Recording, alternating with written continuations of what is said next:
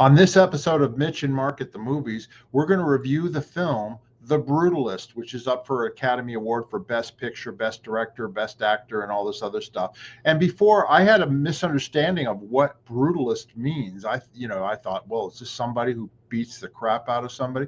But no, it's actually a type of architecture called brutalism. And we're going to define it in this video so you understand it and see examples of it. But we're going to talk about this film. It's kind of an epic film, and it's up for all these awards, and people are talking about it. So stay tuned. Mitch and Mark at the Movies starts right now.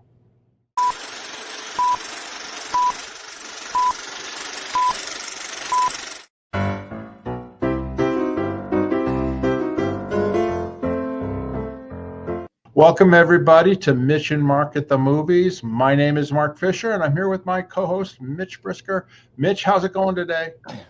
Fantastic. It's great to see you again. Great to be here. It's a kind of a moody, rainy day in LA. It's nice for a change. So what better way to spend it than hanging out with you talking about a movie and talking about movies. Yeah, we have the rain coming here, too, in Las Vegas. We haven't had rain in forever, but apparently the next 2 days we're going to get rain. Thank goodness. We need it,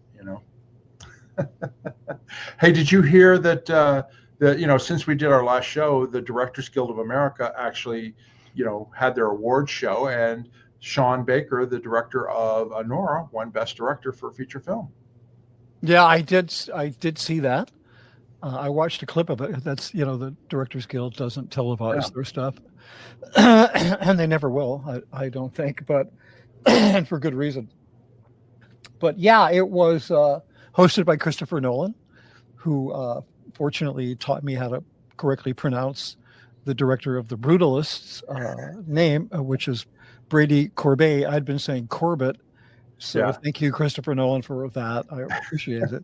It didn't come in time to keep me from kind of making an idiot, like just mispronouncing it a whole bunch, because I've been talking up that film, I think, since last November, so I've had a lot of time to missay his name.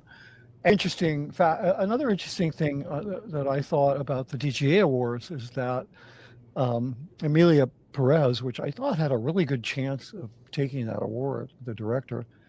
I wondered if maybe it's going to get snubbed a bit because of the controversy, which has arose over the lead actor in it, the trans actor, because some old tweets, how the world loves to go back and find your old tweets when you said some stupid stuff, and apparently she said some less than kind things about certain classes of people, and it did not resonate well. And I wonder if the film's going to receive a bit of a snub because of that. Yeah, I think that it will. I mean, it's unfortunate because in the world we live in these days, like you said, they'll go and they'll dig up stuff, and then it doesn't have anything to do with her performance, right? Because her performance is amazing.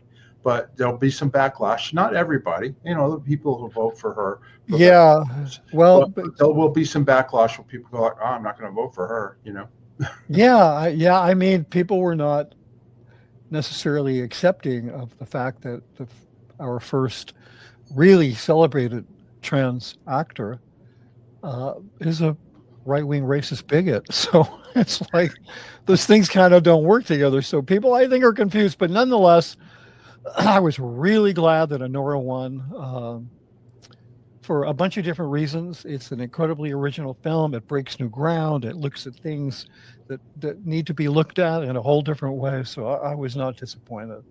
Yeah, it's my favorite so far that we've done. That and Conclave. Those are the two that I really like that I think are, they're kind of Oscar worthy, and we'll see what happens. But, on Emilia Perez, I think Zoe Saldana, I think she probably has a good chance of winning, that, because I don't think it's going to backlash on her, or maybe even the director, or the film itself. But I think the best actress is going to. It'll be interesting to see because it really is important that a trans person rose to that level Yeah, so I mean I think it's important that a trans actor, it's significant that a trans actor made it, aspired and made it to that level, because it's and deservedly so. I mean, this is not some DEI pick. This person was qualified by virtue of their performance to have received every accolade they got, and it's Yeah. important because there's other talented, ambitious trans actors, filmmakers, whatever they may be, and then just having that, it helps people reach for higher goals, and then we all end up in a kind of more equitable world. So this is kind of just throwing a little bit of a wrench into the works, but hey, that's what it is. So you can't expect just because a person's trans that they had some kind of brain transplant and they're just 100% across the board. How can I describe left leaning or well, no, I would say seeking inclusivity. Yeah. Because I don't believe that some of these things, I think they've been categorized as left leaning to demonize them. But when you take the politics out of it and you ask people, because originally, saying what my neighbors are doing in their bedroom is their business, that used to be right wing. Now it's like left wing. So it's just, you take the politics out of it. It's just whether you're for inclusivity or not. And she apparently has expressed some rather negative views that some people in the creative fields have found distasteful. So I wish her luck, and I hope it all goes well. Yeah, well, the Academy Awards will be coming up, I think, the first week of March. So we'll talk about it afterwards. Anyway, the film we're going to review today is The Brutalist, and you've been talking about this film for some time, and so we're going to actually go into detail regarding it. First of all, for our viewers out there, I just wanted to clear up so that you understand what we're talking about when they say The Brutalist, because I did not understand what it was, and Mitch set me straight, okay? Because Brutalist it's actually a brutalism is a form of architecture. And I'm going to read quickly a definition regarding it. Brutalism architecture emerged after the war in the United Kingdom and other areas of Europe.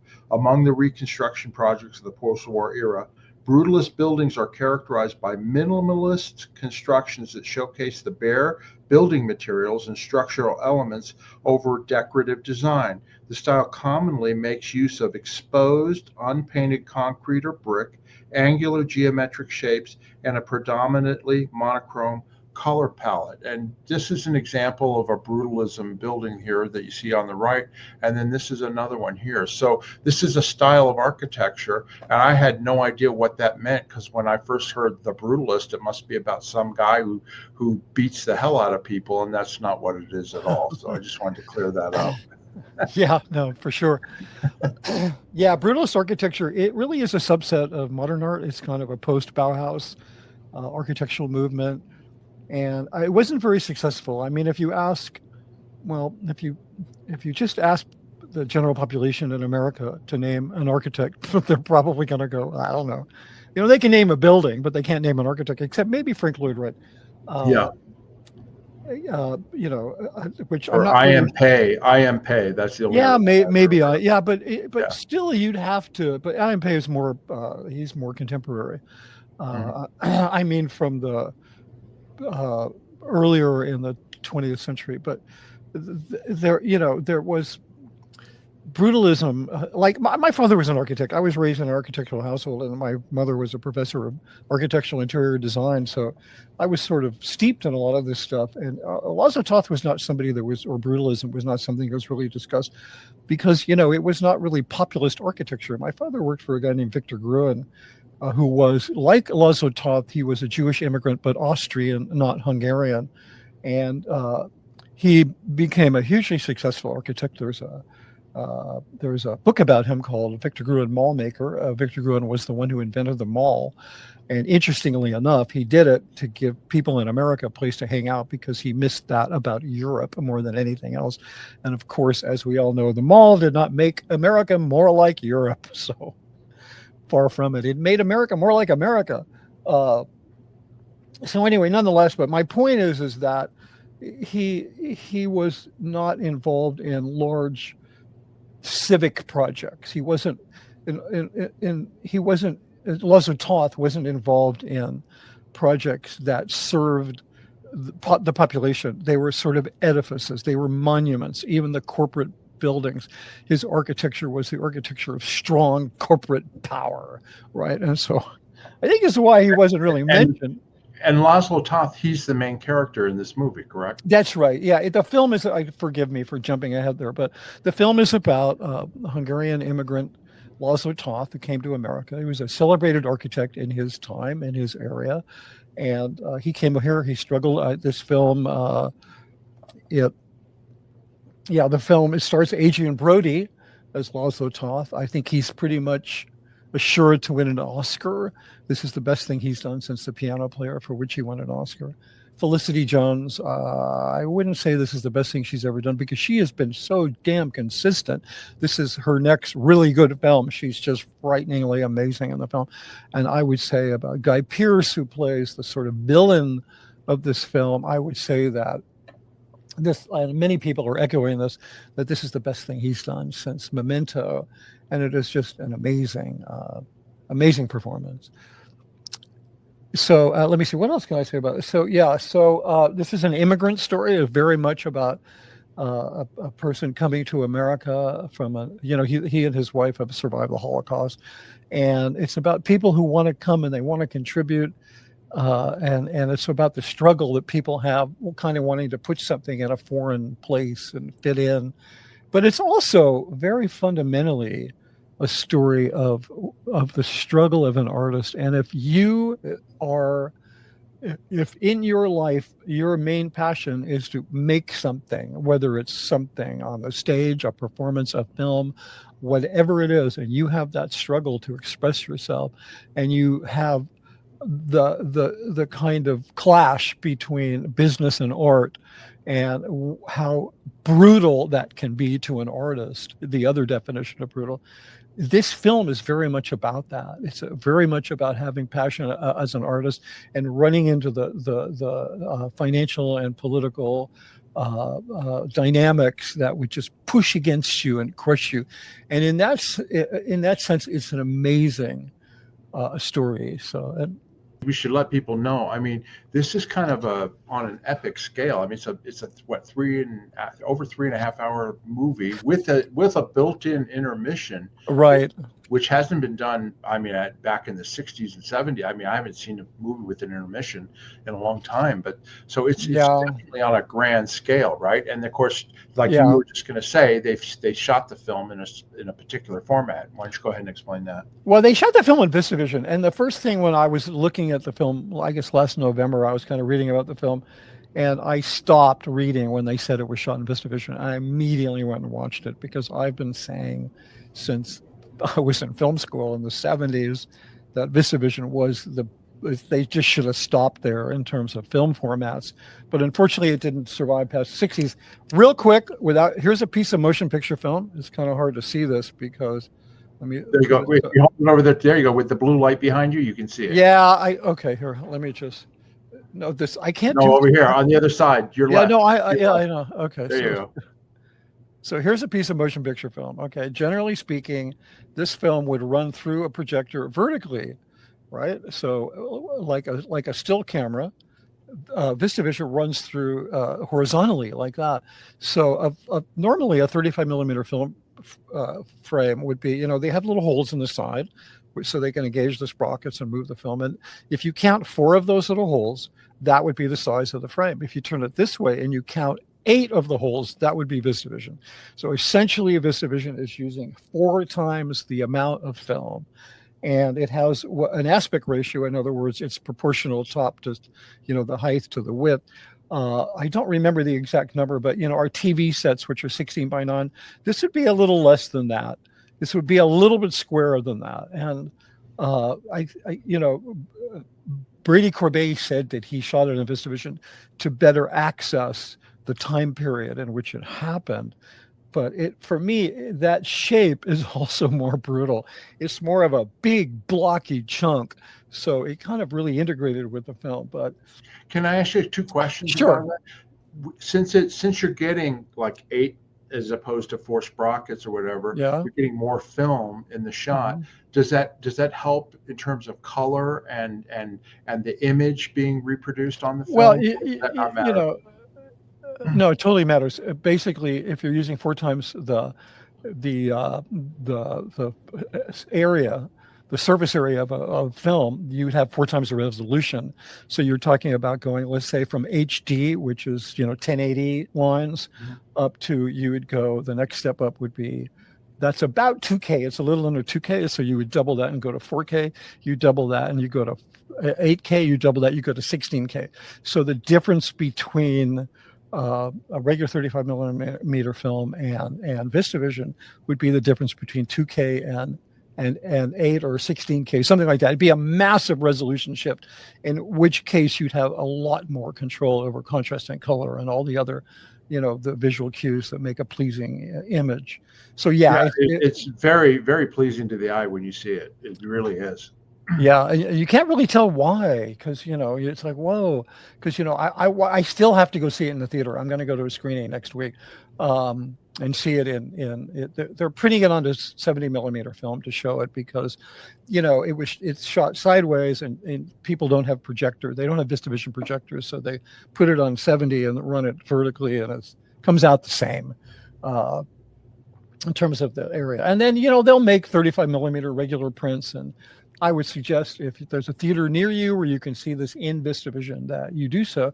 But it's the thing that it really feels like a throwback to is, when I was a kid, and television was all of a sudden all the rage, and people stopped going to the movies. They stayed home and they watched television. So the Hollywood film studios needed to do something to compete with television. So they came up with this thing called the roadshow film. And you have such, some of the more famous ones, you'd have like, Ben-Hur, and you'd have West Side Story, and, This is Cinerama. You have Around the World in 80 Days, and, my all-time favorite roadshow film, which was Lawrence of Arabia. And these films, they would make a big deal out of them. They would roadshow them literally in a few big cities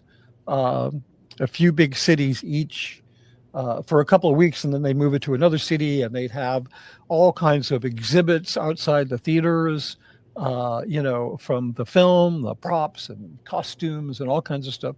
And it was a big deal. I mean, I remember being 13 years old and putting on a 3-piece suit that I graduated junior high school, and going to the opening day of West Side Story, because it was like a deal. Like, you got dressed up and you went to the movies, and they were long. The one thing that this film doesn't have that those films have is they all had an overture, which means they gave you about 5 minutes before the film started, the sound would start, and they'd mess with the lighting. They'd mess with the lighting in the theater. Is some of the most beautiful work ever done. The overture for West Side Story, which was lost for many years. The overture for Lawrence of Arabia, which was lost for many years. They've now been restored. These were just absolutely spectacular, and they were hypnotizing. You would slowly be put into this kind of very hypnotic state, where you would be. They also would let you know, I would think, the audience, it's time to sit down and be quiet because the film's about to begin, right? Same thing at the intermission point. They would kind of play like the overture, and then get you going again. Yeah, but it's a real theatrical experience, like when you go to see a musical and they dim the lights slowly. They don't really do that kind of stuff anymore. But anyway, so the Brutalist, to me, feels like one of these great roadshow films from the 50s and 60s. Including the intermission, but something stays up on the screen, and it says intermission, it says 15 minutes or whatever it is, and then they blink the lights twice in the lobby, and it's just this great theatrical experience. So anyway, so I love this film. I think it has a real chance of winning an Oscar, and I kind of feel, Mark, that I should say something about what I think. What deserves an Oscar? It's not for me. It's not a personality. It's not a popularity contest. It's not a box office. It's not who made the most money, who was the most popular, but it's what film did something really unique to move the ball down the field in terms of what the art form of film is and can do. And this film did this. And sometimes films like that, they don't get discovered and make money for 10 years. And sometimes they're never super successful. And the Oscars really help those kinds of films. And I think that's one of the reasons, when some film wins an Oscar, like if Wicked wins an Oscar for Best Picture, which I don't even know if it's nominated, but I would be, I would be incredibly disappointed, because if there's a film that does not need help or recognition or a reason to go see it, it's Wicked. You're going to go, you're going to turn your brain off, you're going to have a great time for 2 hours, and you're going to be humming the songs the next day, and that's that. But it does not move the ball down the field at all. It's just, there's nothing in it. It takes advantage of all the state of the art in special effects, which is wonderful. It does an incredible job. The performances, oh my God, they're just like, they couldn't be better. But it doesn't make it. It doesn't do anything new. It doesn't. It's like a bigger roller coaster, right? It's like a more fun, dangerous roller coaster. Well, it's like the next superhero movie. You know what I mean? It's just exactly. The previous 10 superhero movies, as opposed to something that's actually unique. Yeah, I mean, it's more artistic in that, because it has this beautiful. No, but I'm just saying, it's like, how many superhero movies can you see when you go, okay, here comes another one? This is something that's unique, different than other movies that you would normally see. Yeah. I mean, I stopped seeing them because I just I didn't think I could hear the word Infinity Stone one more time without just without my brain exploding. So anyway, but yeah, it's a really unique film. So I can't say enough about it. It's an immigrant story, which is, I think, really important for what's happening today. It's a story about as I said, about an artistic struggle. It might be the best film ever about what it means to struggle against the forces of capitalism, or whatever it is that is paying for your film. And in this sense, it's a very corrupt, the Guy Pearce character. Laszlo Toth was in this fictional story, which I think a lot of it is fictional, but it's about him. He was hired by the Guy Pearce character, who's a very wealthy, I believe he's a real estate developer. No, it's been a while. Yeah, I think so. Yeah, very wealthy. He was hired by his family to do his library. To remodel his library as a surprise. He comes in, he hates it, he kicks him out of the house. Poor Laszlo Toth, he's just ruined. I mean, he's treated brutally. There's a lot of the other kind of brutalism in this film. He ends up on drugs and destitute and blah blah blah, and then somehow he's contacted later by the Guy Pearce character, and he wants him to build a building that's a monument to his dead mother. So a community center. Community center that's a monument to his. But so there, see, I was even wrong about that, because Laszlo Toth was involved in creating community spaces, like public civic spaces, but it doesn't feel that way because it's a monument to the guy's mother. And so in the midst of creating this building, he's betrayed in many different ways, which I'm not going to get into because you really need to see the film. And his architecture of the film and the way it's photographed is really amazing. I mean, the way it's presented, I just, if I'm going to just stop now, or we're going to be doing a 4-hour stream. So that's okay. Well, The Brutalist right now is in theaters. It's in theaters. It's not available yet on streaming, but I think as it gets closer to the Oscars, which are in a couple of weeks, it's either going to, probably after the Oscars, it'll probably be on the streaming services, because right now it's in the theaters and they're trying to probably make money from it in there. I have to just say one last thing. The thing that I loved about this film so much is one of the things is that it appeared to me that all of the key contributing, shall we call them department heads, from cinematography to editing to composition. I mean, to the music, the scoring, to the whoever I left out. Even whoever did the titles and the poster, they seem to all study about this brutalist aesthetic, which was a kind of a postmodernist it was not postmodernist, but it actually was a subset of modernism, and it was not a real successful art form of architecture, but it gave us some elements like the whole idea of using raw concrete, allowing natural materials to be exposed. A lot of that stuff, it had a really heavy influence, but it seemed like all of these people that contributed these non-visual, both visual and non-visual elements of the film, they all seemed to understand brutalism and were applying the brutalist aesthetic to their craft. So it makes it's not just a film about a brutalist architect. This is a brutalist film. I mean, the aesthetic of the film itself encompasses brutalism. Okay, I'm done now. Okay. Well, you turned me on to this other. There's a short. This is nominated in the documentary short for Academy Award for an Oscar, and it's available on Netflix right now. It's streaming, and it's called "The Only Girl in the Orchestra." And I just watched it right before we started doing the show. And why don't you go ahead and talk about this? This is nominated for documentary short. Yeah, this is one of my favorite categories because what people pour into these documentary shorts. And they're hard to see. Also, the fiction, the non-documentary, the sort of narrative fiction shorts. And I love seeing them. And, often after the Oscars, they'll package them together. Netflix or somebody will, Apple, they'll do like the Oscar, they'll do all the nominated ones. They'll throw them together. But they're like, I've been trying to see the Quilters. I've seen the trailer, and I think the Quilters may win, although this film is definitely in contention.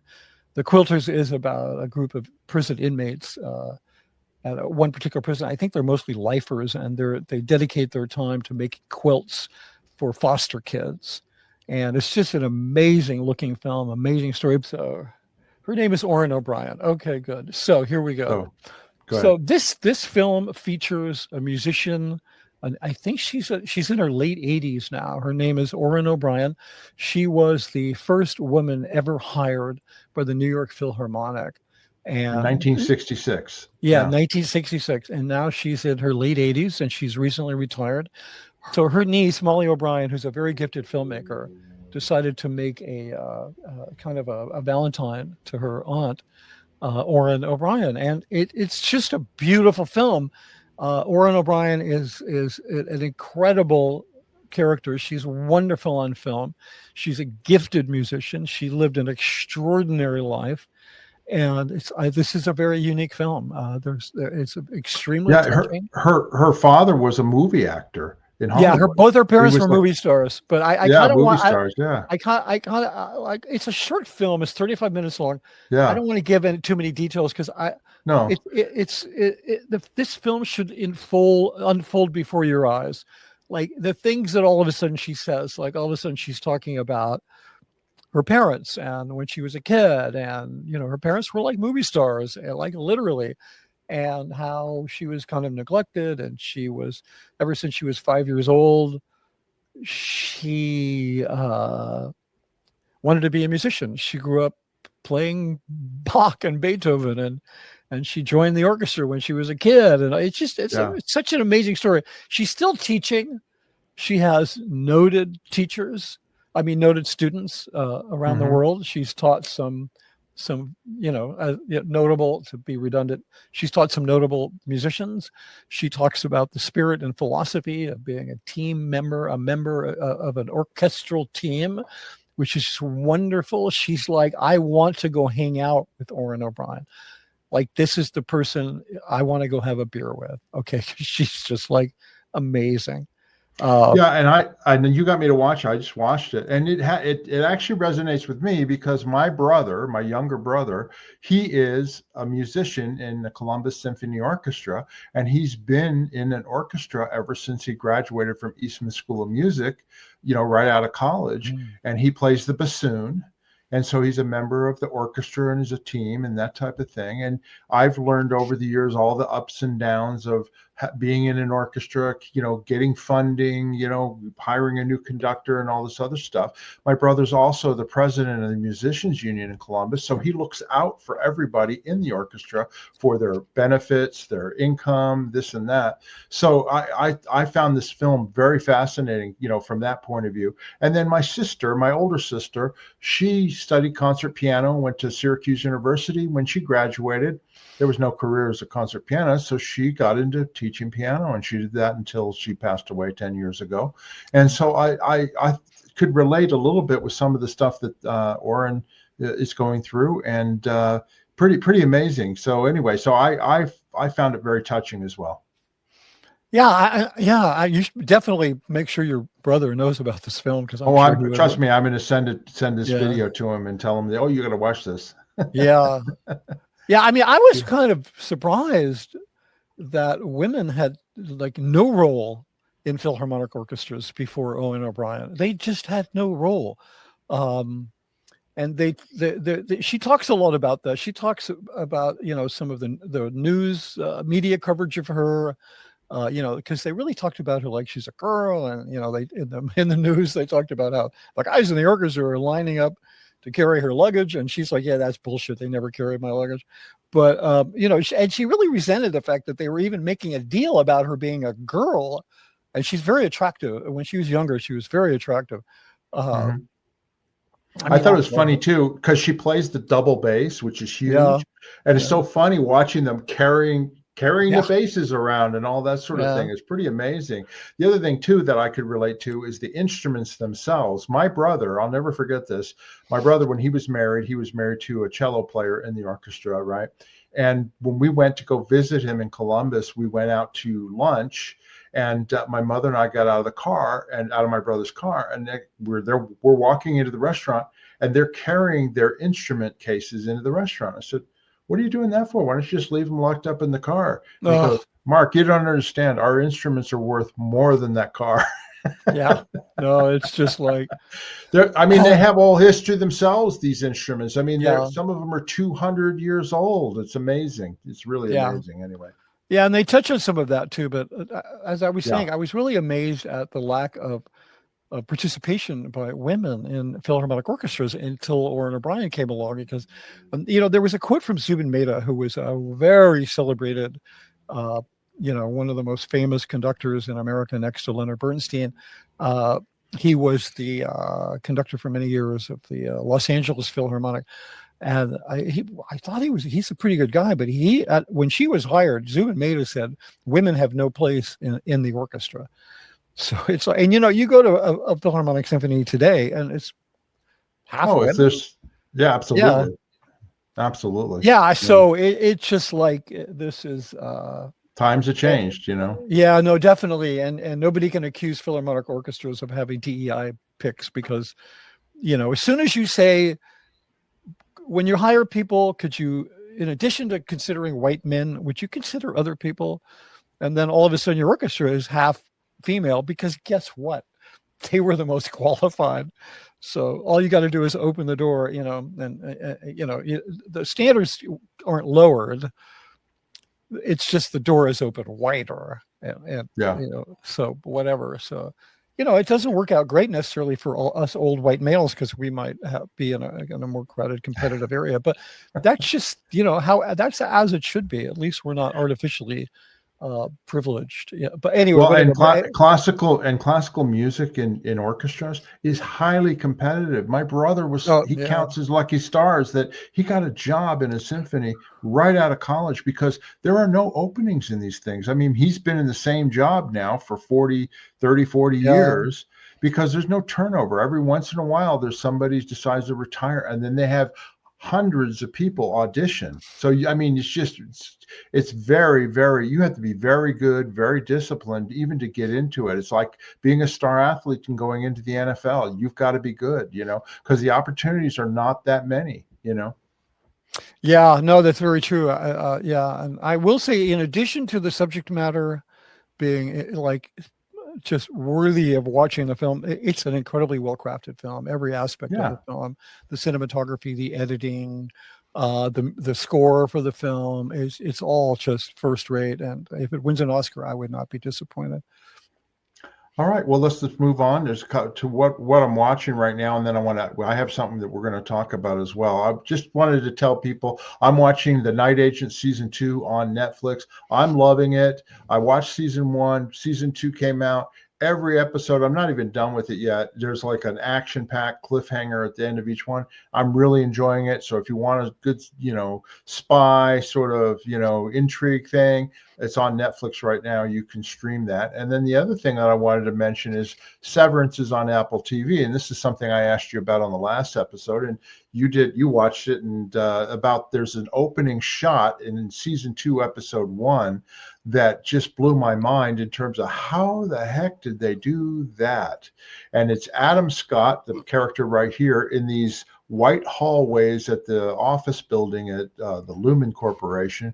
And he is running down these maze of hallways, and the camera's in front of him, goes around behind him, goes back in front of him in a frenzy. And it's an amazing shot. And you looked at it, and you have some answers for me as to how they do that sort of thing.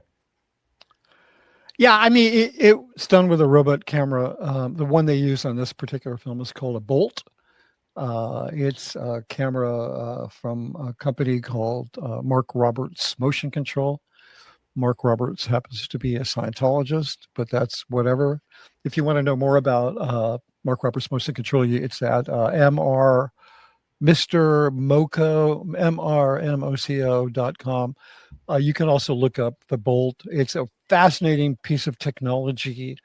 You look it up, but you could just look up the Bolt on YouTube. There's some videos from the company, but essentially this is a robot camera, which has a like a robot arm with the cameras on it, and it can extend and go around things and do all kinds of crazy stuff.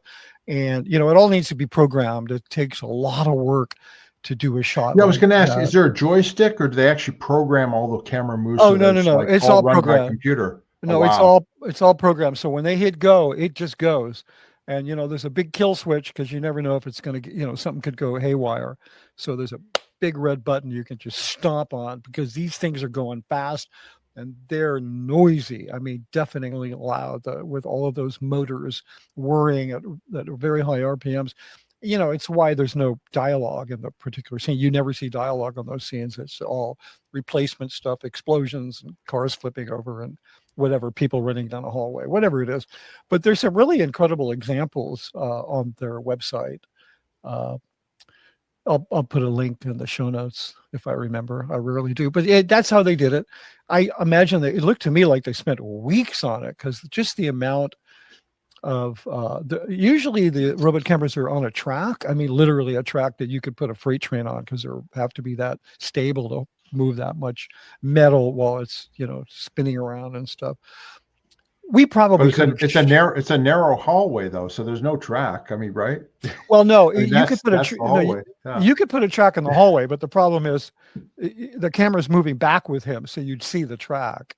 Yeah, particularly when it goes around to the side and then behind him. Yeah, so that means that somebody was pushing a dolly with it seems to me, because I've never seen a robot camera that can just work on the floor without a track.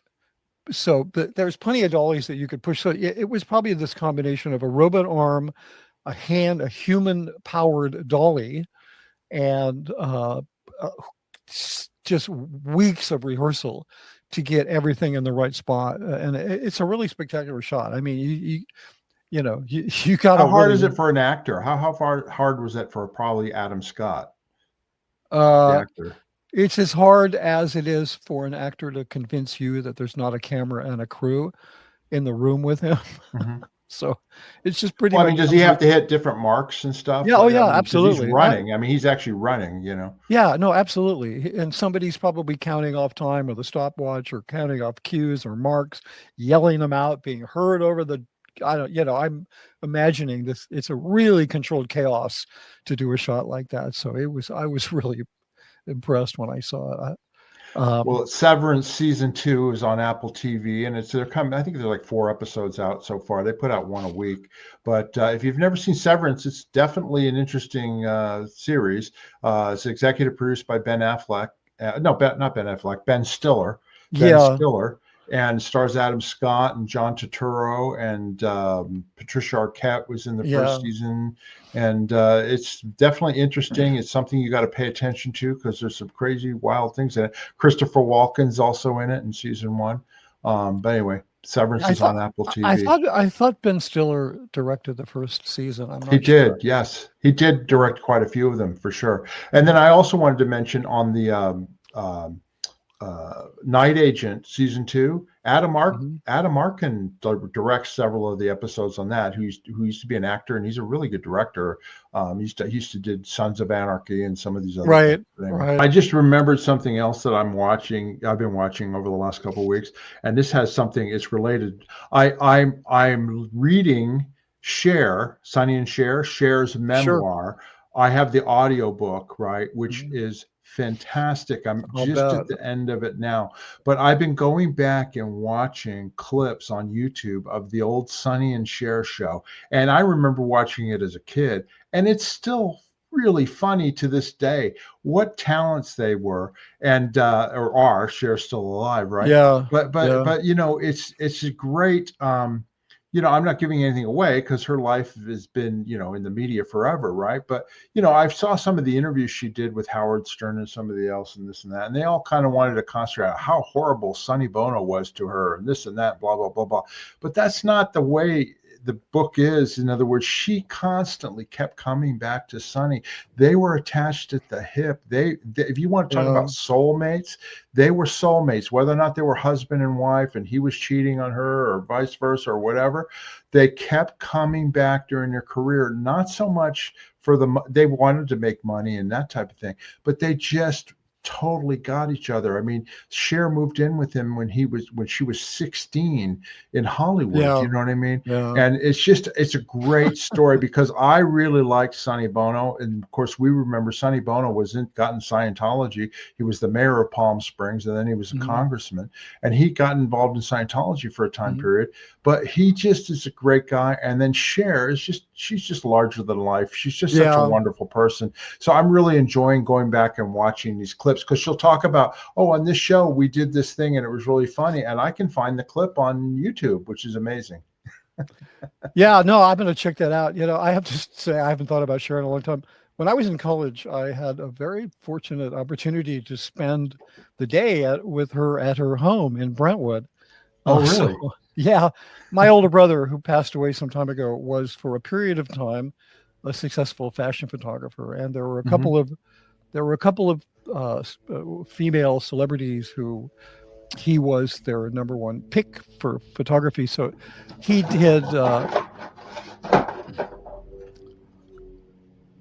ahead. I'm just giving a dog treat to my dog. Yeah, I understand. My dog is wonderful. He's still asleep. Yeah. So my older brother was a photographer, and he did a lot of work with Cher. And sometimes he would call me up and say, "Hey, I need an assistant," because, you know, I knew how to load cameras all day long and change lenses and whatever. So we went to her house to shoot an album cover and spent the day there. She was wonderful. You know, she took really nice care of us. There was nobody around. It was just kind of the three of us. I have this kind of delightful remembrance of hanging out with her. No, and it's funny because she'll describe things from the show that I remember when she used to sit on the piano and sing the song VAMP, Vamp, and then there'd be a comedy sketch, you know, and there was famous people that were on her writing staff, Steve Martin, different people like that. And wow, I did not know that. Oh yeah. No, it's just I'm really enjoying the book. Anyway, I've only got an hour left on it, and I listened to the audio book, but it's really good. So anyway, that's the other. Well, thanks for the tip. It sounds wonderful. Yeah, Cher, a memoir, and it only covers up to the Sonny years. She goes into Greg Allman as well, but then that's she's got she's going to do a part 2 on. Oh my God, this is so weird. You're not going to believe this. Did I ever tell you the time I spent an evening with Greg Allman? No, but we'll save that for another show another time. It's an amazing story, and I'll tell you another time. But I spent about 4 or 5 hours with him. He's there you go. Totally. Anyway, We want to thank everybody for watching. Please subscribe to the channel, my channel, Las Vegas Travel and More, and Mitch's channel, which is at M Brisker. Okay, that's where you me. can subscribe to his channel. Yeah, and by the way, yeah. those are the only celebrities that I know. Okay, so I'm not like a celebrity hack. No. Anyway, and if you have any questions or comments or suggestions, go down below. Please write. We read them, and we appreciate any feedback on the show. If you got any movies you want us to review or things you want us to talk about, please go in there. And of course, you can buy us a coffee. Go down into my description. There's a link. You can buy me a coffee. It helps support the show, and I really appreciate it. And I forgot one last thing. If you were interested in getting Mitch's book, Scientology, The Big Lie, there'll be a link in Mitch's, you go to his website, you can go to his channel. It's on Amazon, Barnes & Noble, but it's a really, really great book, Scientology, The Big Lie. And then you're also doing some audio podcasts about it too on your channel. Isn't that right? Yeah, I read the book. I've been working on an audio version of the book for way too long. And it was important for me to kind of get it out in the public record. So I read the whole dang thing, a chapter at a time on YouTube, along with, it afforded me the opportunity to do some sort of commentary, add some ideas, reflect, give some context, things that didn't necessarily fit in the book. So I did complete that, and I've put it on a playlist as a podcast. So, and I'll be done with the audiobook soon, but it's just like, I wanted people to have different ways of accessing it.